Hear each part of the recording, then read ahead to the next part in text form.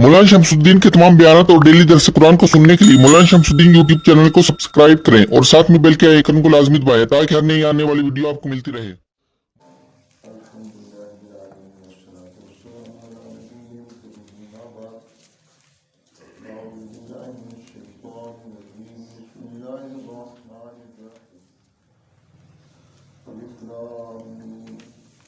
अल्लाह ताला ही इसका मतलब जानते हैं। ज़ालिकल किताब, ये किताब ऐसी है, ला रैब फीह, उसमें कोई शक नहीं।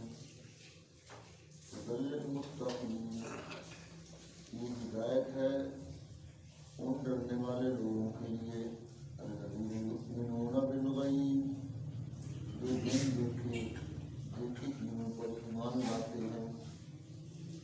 वयुक़ीमूनस्सलाह, और नमाज को कायम रखते हैं। वमिम्मा रज़क़नाहुम युनफ़िक़ून, और जो कुछ हमने उनको दिया उसमें से वो अल्लाह ताला की रज़ामंदी के लिए खर्च करते हैं।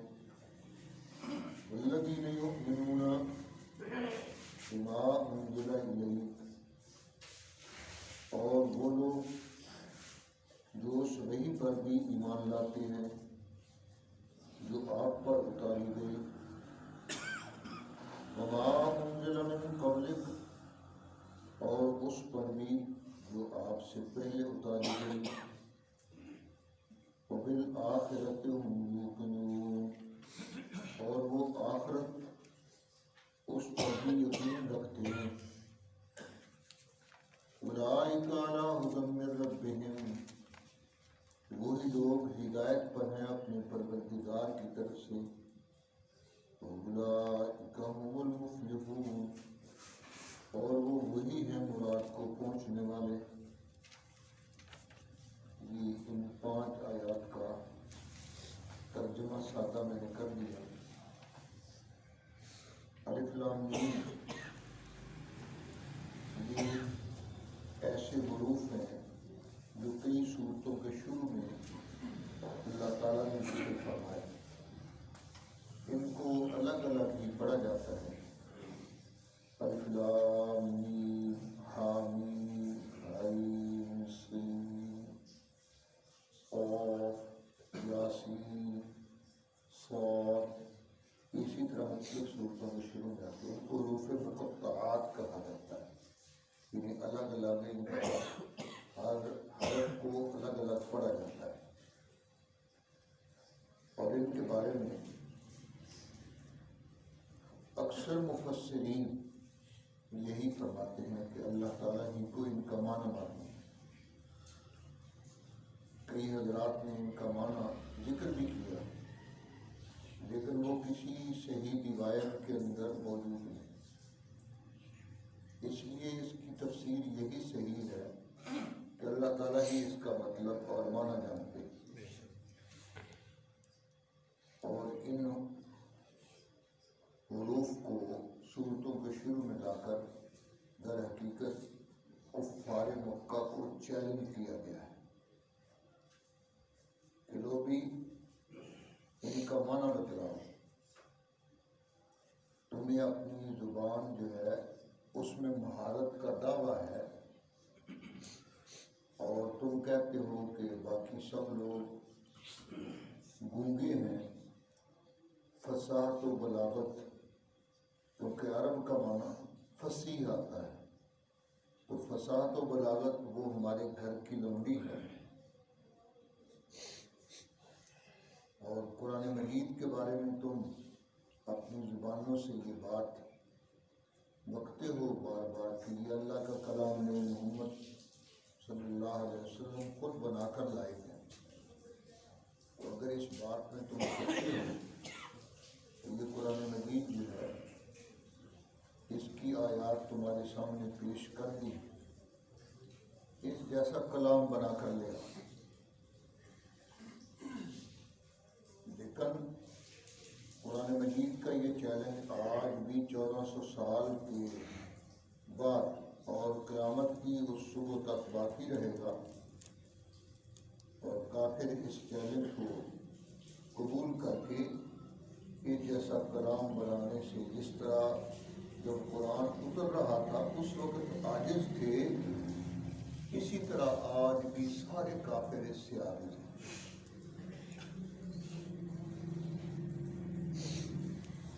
گویا قرآن مجید میں اپنا اللہ کا کلام ہونا اور برحق ہونا یہ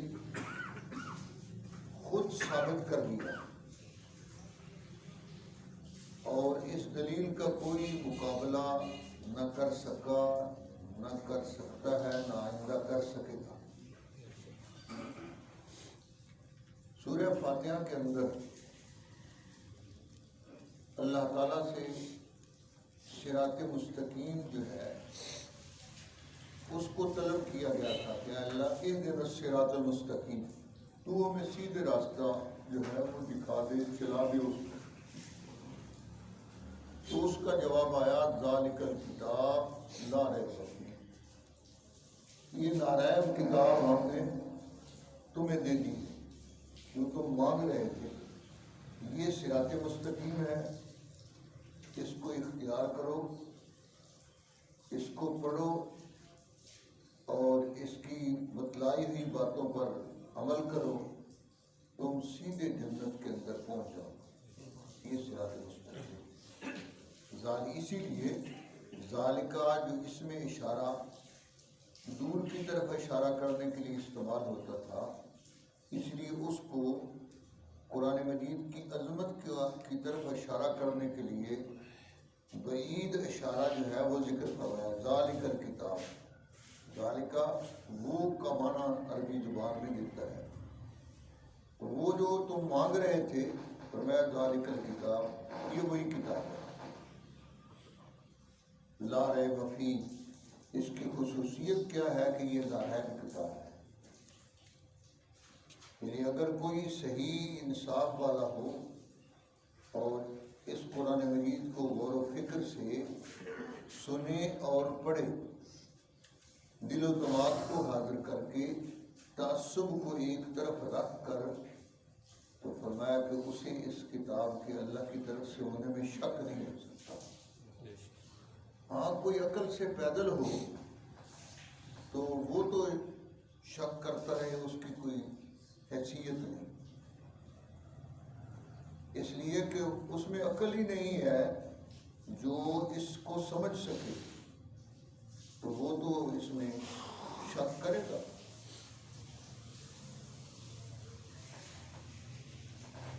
مطلب یہ ہے کہ صحیح عقل کے تقاضے کے مطابق اس کتاب کے اندر کوئی شک نہیں۔ یہ خود آفتاب آمد دلیل آفتاب، سورج خود جب طلوع ہوتا ہے تو وہ اپنے سورج ہونے کی اور روشن ہونے کی وہ خود دلیل ہے، اس کے لیے کسی اور دلیل کی ضرورت نہیں۔ اسی طرح قرآن اپنی سچائی پر خود دلیل ہے، کسی اور دلیل کی ضرورت نہیں۔ ھدی للمتقین، یہ ہدایت اور رہنمائی کرتا ہے متقین کے لیے، ڈرنے والوں کے لیے، جن کے دل میں یہ ڈر ہے کہ کل اللہ کی بارگاہ میں ہم نے پیش ہونا ہے، ان کے لیے یہ رہنمائی کرنے والا ہے۔ قرآن تو ساری کائنات کے لیے رہنما ہے۔ متقین اس لیے فرمایا کہ متقین کو اس سے فائدہ اٹھاتے ہیں،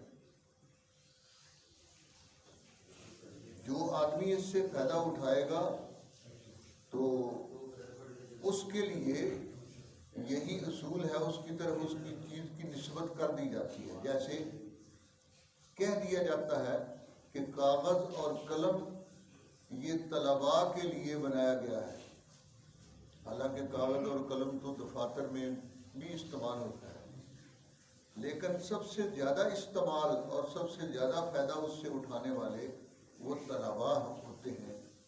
اس لیے کہہ دیا جاتا ہے کہ کاغذ جو ہے اور قلم یہ طلباء کے لیے بنا ہے۔ بالکل اسی طرح یہاں فرمایا ھدی للمتقین، کہ یہ ڈرنے والوں کے لیے ہدایت ہے، کیونکہ وہ اس سے فائدہ اٹھاتے ہیں، اور جو لوگ اس سے فائدہ اٹھاتے ہی نہیں قرآن مجید جو ہے اس کو کبھی پڑھا ہی نہیں، کبھی غور و فکر ہی نہیں کیا، اس کا معنی ہی کبھی نہیں سوچا، تو ان کے لیے رہنمائی کیا ہے؟ انہوں نے اصل ہی نہیں کی رہنمائی۔ ایک آدمی آپ سے راستہ طلب کرتا ہے، پوچھتا ہے کہ جی یہ راستہ کس طرف کو جاتا ہے، میں نے فلاں جگہ جانا ہے، تو اس کی رہنمائی کے لیے دو صورتیں ہیں۔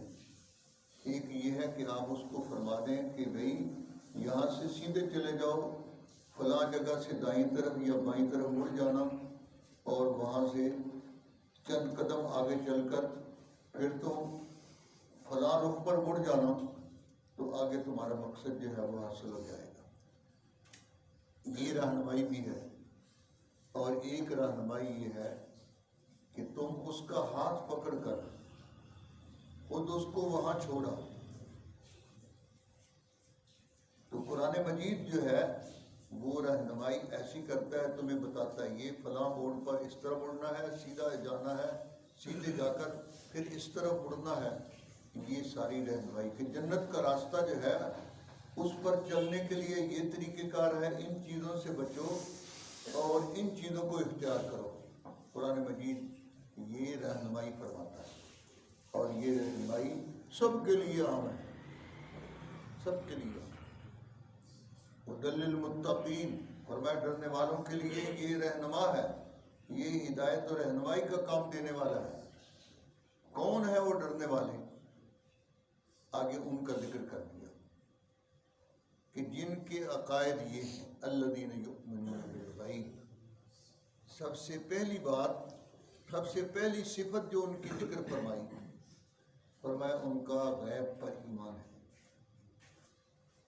یعنی جو چیزیں غیب کہتے ہیں ان چیزوں کو کہ جو چیزیں حواس سے معلوم نہیں ہو سکتی، اللہ نے یہ ہاتھ، کان، آنکھیں، دل، یہ چیزیں دی ہیں، یہ حواس ہیں، ان کے ذریعے بھی علم حاصل ہوتا ہے۔ ان کو حواس خمسہ کہا جاتا ہے، ان کے ذریعے بھی علم حاصل ہوتا ہے۔ غیب سے مراد یہاں وہ چیزیں ہیں جو جناب رسول اللہ صلی اللہ علیہ وسلم کی ذات پر اعتماد کر کے آپ کی بتلائی ہوئی ان سب چیزوں پر جو آنکھوں سے ہمیں نظر نہیں آتی، پیغمبر صلی اللہ علیہ وسلم نے بتلائی ہیں، آنکھوں سے نظر نہیں آتی، ان پر اعتماد کر کے ان چیزوں پر یقین کرنا، اس کا نام جو ہے ایمان بالغیب ہے۔ آپ نے فرمایا جنت ہے، دوزخ ہے، اللہ کی بارگاہ میں حاضری ہوگی، قیامت کا دن ہوگا، یہ ساری چیزیں جو ہیں یہ غیب ہیں۔ ان پر آپ صلی اللہ علیہ وسلم کی ذات پر اعتماد کر کے ہمارا جو ہے یقین ہے، ایمان ہے، اس کو ایمان بالغیب کہا جاتا ہے۔ یہ چیزیں ظاہر بات ہے آنکھ سے نہیں دیکھی جا سکتی، اس لیے کہ یہاں تو ہیں،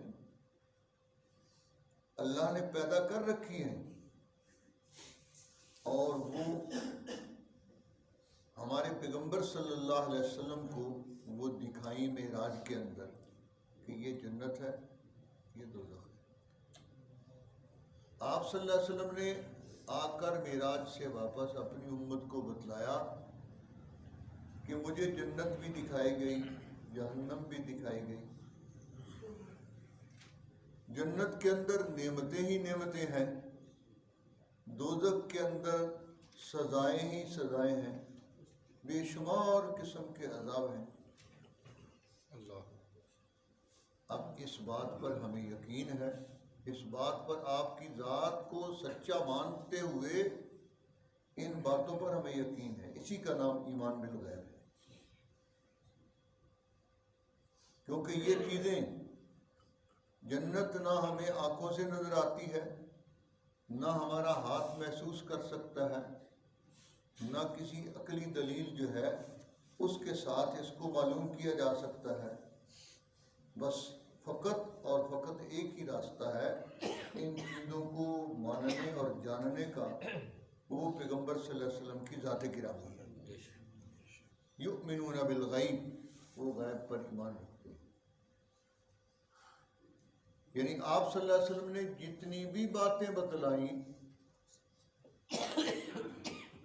وہ سب کی سب درست اور صحیح ہیں۔ آپ نے فرمایا جبریل میرے پاس اللہ کا قرآن لاتا ہے، ہم نے جبریل کو نہیں دیکھا، اس کے قرآن لانے کی، اس کے عقیدت کو نہیں دیکھا۔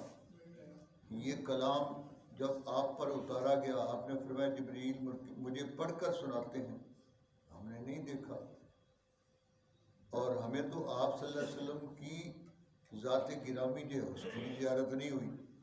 صحابہ اکرام نے آپ کی زیارت کی، لیکن جبریل کو انہوں نے بھی نہیں دیکھا۔ کسی ایک دو صحابی نے اگر کسی موقع پر دیکھا، خالق کائنات نے ان کو اس کے دیکھنے کی، زیارت کی توفیق دی، لیکن سب صحابہ نے نہیں دیکھا۔ یہ یؤمنون بالغیب، غیب پر، ان سب باتوں پر، آپ کی ذات پر اعتماد کرتے ہوئے ان سب باتوں کو ماننا، یہ ایمان بالغیب ہے۔ اور ایمان جو ہے وہ جاننے کا نام نہیں۔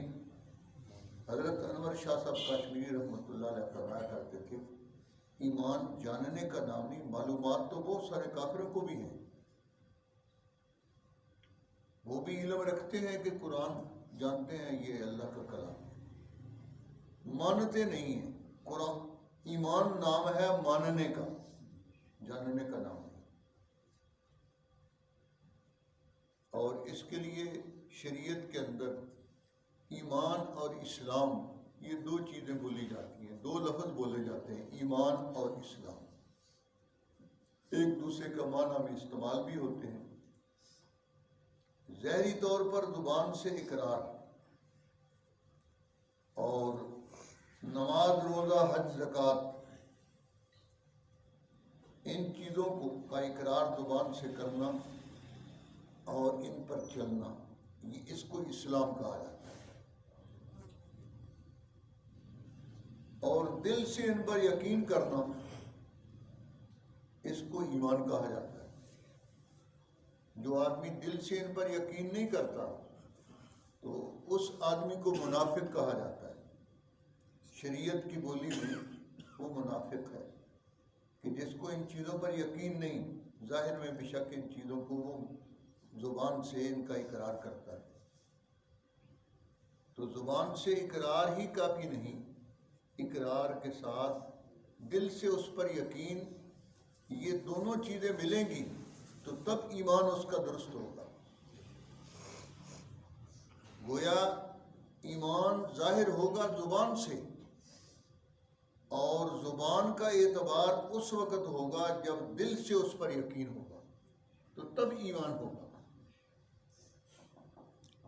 منافقین جو ہیں ان کا طرز عمل یہی تھا۔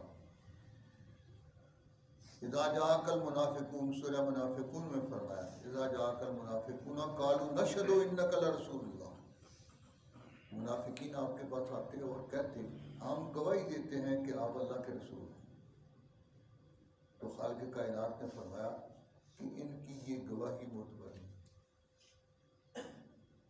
آپ تو اللہ کے رسول ہیں، اس میں کوئی شبہ نہیں، لیکن وَلَٰكِنَّ الْمُنَافِقِينَ لَكَاذِبُونَ، منافق جھوٹے ہیں۔ یہ جو زبان سے کہہ رہے ہیں، ان کے دل کے اندر یہ بات نہیں ہے، اس لیے یہ جھوٹے ہیں۔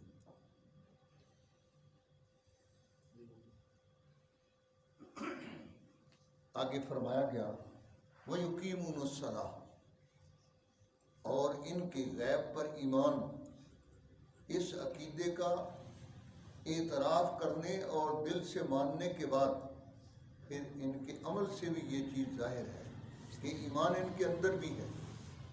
وہ ظاہری جو ہے عمل جو اس کے ایمان کو ظاہر کرتا ہے وہ کیا ہے؟ وَيُقِيمُونَ الصَّلَاةَ، اور وہ نماز کو قائم کرتے ہیں۔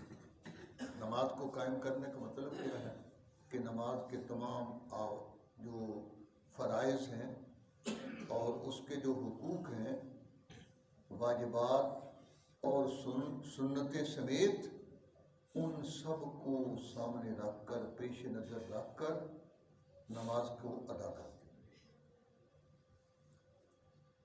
ہیں۔ فقط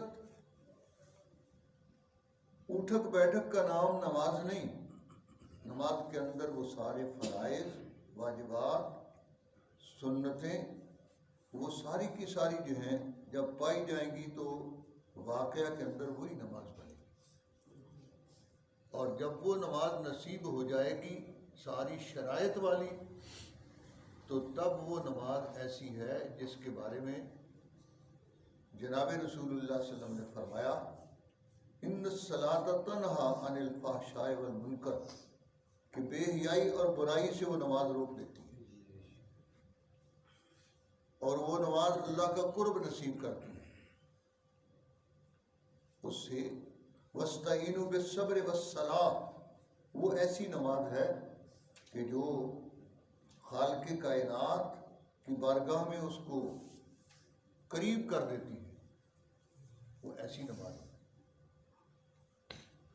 یقیمون الصلاۃ، نماز کو قائم کرتے ہیں۔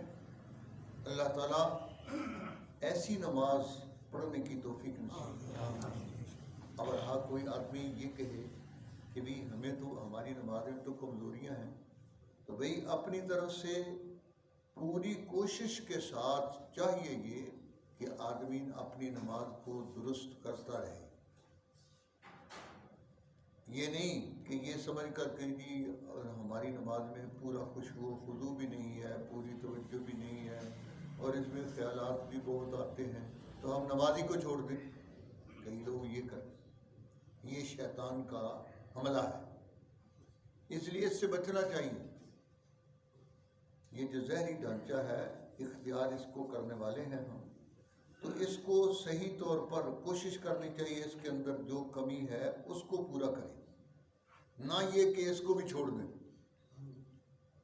اور اس کو اسی طرح ادا کرتے رہیں گے اور کوشش کرتے رہیں گے تو انشاءاللہ موت سے پہلے ایسی نماز نصیب ہو جائے گی جو نماز نجات کا سبب ہے، جو نماز اللہ کی بارگاہ کے اندر قبولیت والی نماز ہے، وہ نماز نصیب ہو جائے گی۔ اور اگر اس ڈھانچے کو بھی چھوڑ دیا، کیونکہ کچھ لوگ ایسے آ گئے، وہ کہتے ہیں یہ جو ڈھانچہ تم نے اختیار کر رکھا ہے، کبھی کھڑے ہوتے ہو ہاتھ باندھ کر، اور کبھی جو ہے رکوع میں جاتے ہو، کبھی سجدے میں جاتے، یہ نماز ہے ہی نہیں۔ وہ ان کو منکرین حدیث کہا جاتا ہے، تو منکرین حدیث نے کہا کہ یہ نماز نہیں ہے۔ ان کا یہ کہنا غلط ہے، جھوٹ ہے، اس لیے کہ جس ہستی پر قرآن مجید اترا اور سب سے پہلے جن کی زبان پر نماز کے قائم کرنے کا حکم جو ہے وہ آیا، اور آپ نے اس حکم کو اپنایا اور اس پر چل کر دکھایا، تو آپ نے یہی طریقہ جو ہے اس کے لیے اختیار کیا۔ ہمارے پاس تو یہ ثبوت ہے کہ آپ صلی اللہ علیہ وسلم نے نماز کی یہی تشریح کی ہے اپنے عمل مبارک سے، اور یوں فرمایا صلو کما رأیتمونی اصلی، کہ اس طرح نماز پڑھا کرو جیسے تم مجھے دیکھتے ہو نماز پڑھتے ہو۔ آپ نے اس میں قیام بھی کیا، قرات بھی کی، رکوع بھی کیا، سجدہ بھی کیا، تشہد بھی پڑھا۔ یہ سب جس نماز کے اندر ہے وہی نماز نبوت والی نماز ہے۔ محترم، جو آپ کہتے ہیں کہ یہ نماز نہیں، تو آپ کے پاس اس کا کیا ثبوت ہے؟ پھر اقیم الصلاۃ بقول آپ کے تو میرے اس پر عمل تو کسی نے نہیں کیا، جبکہ اس قرآن کی ہر بات پر اللہ کے رسول نے عمل کیا اور عمل کر کے دکھایا۔ उसी तरह अमल करने का हुक्म दिया।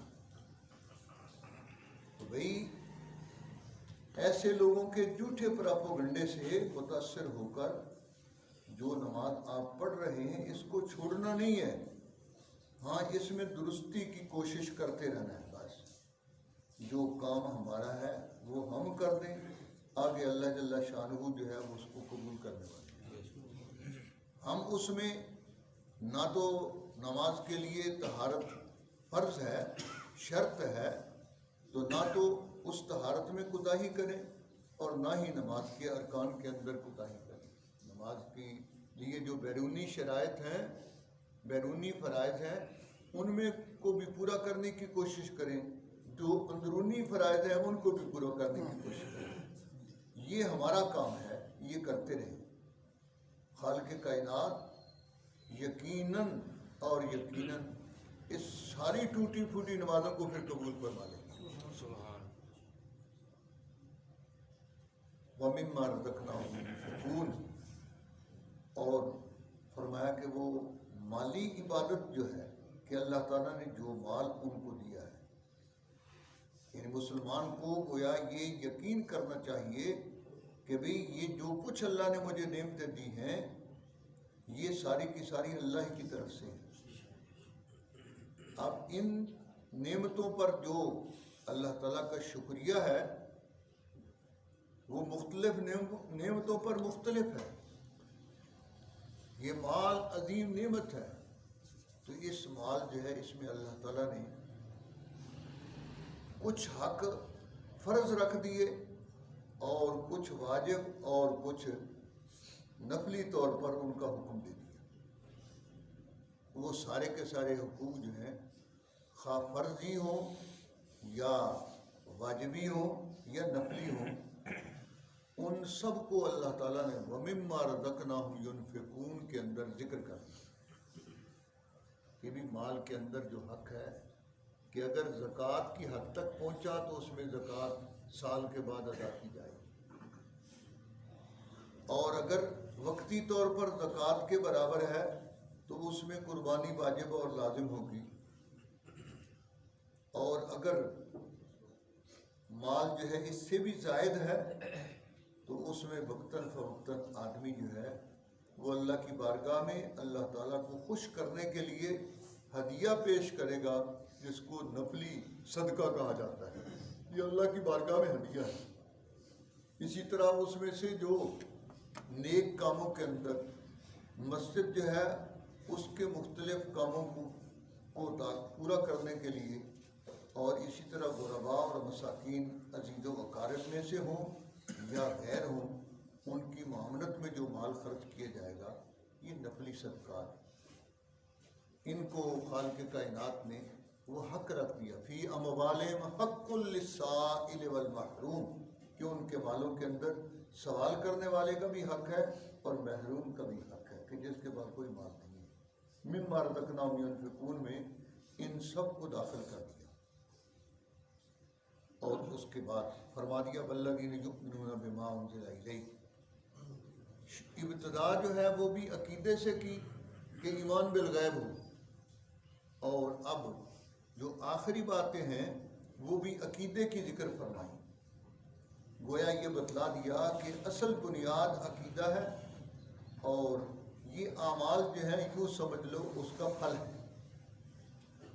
तो इसलिए फरमाया वल्लज़ीना युमिनूना बिमा उन्ज़िला इलैक, कि वो लोग जिनको इस बात पर भी यकीन है जो आप पर वही उतारी गई, खा वही ऐसी है जिसकी तिलावत की जाती है यानी कुरान मजीद, या वो वही है कि जो इस तिलावत वाली वही की तशरीह के तौर पर आपके दिल पर उसका मतलब इन आयात का, कुरान मजीद का मफ़हूम और मकसद उतारा गया। क्योंकि अल्लाह ने ये वादा फरमाया था इन्ना अलैना जमाअहू व कुरआना सुम्मा इन्ना अलैना बयाना, कि हमारे ज़िम्मे कुरान का जमा करना आपके सीने में और इसको आपकी ज़ुबान से पढ़ा देना और फिर इसकी वजाहत कर देना, ये हमारा काम है। तो खालिक़ कायनात ने अपने उस वादा को पूरा फरमाया और फरमा दिया कि والذین یؤمنون بما انزل الیک، جو کچھ آپ پر اتاری گئی وہی اس سب پر ان کا ایمان ہے، کہ یوں دل کے اندر یوں کہے، زبان سے اس کا اقرار کرے کہ اللہ جو ہمارے پیغمبر پر آپ نے جتنی وحی اتاری اس سب پر ہمارا ایمان ہے۔ وما انزل من قبل، اور جو آپ سے پہلے جو ہے وہ اتاری گئی اس پر ایمان رکھتے ہیں۔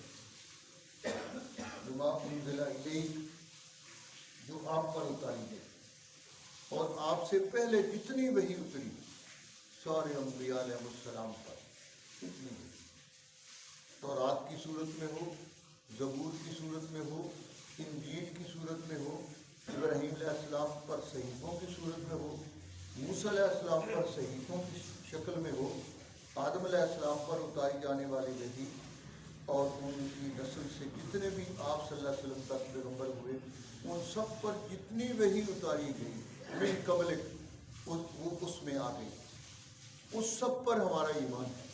اس کی تفصیل تو ہمیں کوئی پتہ نہیں، اللہ نے فرمایا بس اتنا ایمان اجمالی ہی کافی ہے کہ یا اللہ جتنی وحی آپ نے اتاری ان سارے پیغمبروں پر ہمیں ان سب پر ایمان ہے۔ وبالآخرۃ ہم یوقنون، اور آخرت پر ان کا یقین ہے۔ آخرت جو ہے یہ لفظ قرآن مجید نے پورے قرآن میں اسی معنی میں استعمال کیا کہ ان کو وہ جو قیامت آنے والی ہے، آخرت قیامت کے معنی میں پورے قرآن میں استعمال ہوا ہے، اس کا اور کوئی معنی قرآن میں استعمال نہیں ہوا۔ اس لیے اس کا یہ معنی کرنا یہ دجل اور فریب ہے، جیسا کہ مرزا محمود نے کیا ہے، اور آخری وحی پر بھی وہ ایمان رکھتے ہیں۔ یہ آخرت کا معنی آخری وحی کا قرآن و سنت کے اندر کہیں نہیں،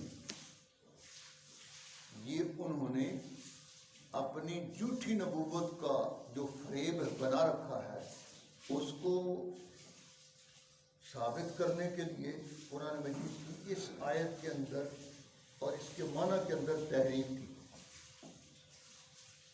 وبالآخرۃ ہم یوقنون، اور آخرت پر یعنی قیامت پر وہ یقین رکھتے ہیں کہ ایک دن اللہ کی بارگاہ میں حاضری کا ہے، یہ معنی ہے اس کا، اور تمام مفسرین نے یہی معنی لکھا ہے۔ اولئک علی ھدی من ربہم، اب انعام دیا کہ بھی جب ان 5 باتوں پر تمہارا ایمان اور عمل ہے تو ہماری طرف سے تمہارے بارے میں یہ اعلان ہے کہ تم اس ہدایت پر قائم ہو جو اللہ کی طرف سے ہدایت دی گئی، اس ہدایت پر چل رہے ہو، اسی پر ثابت قدمی دکھاؤ۔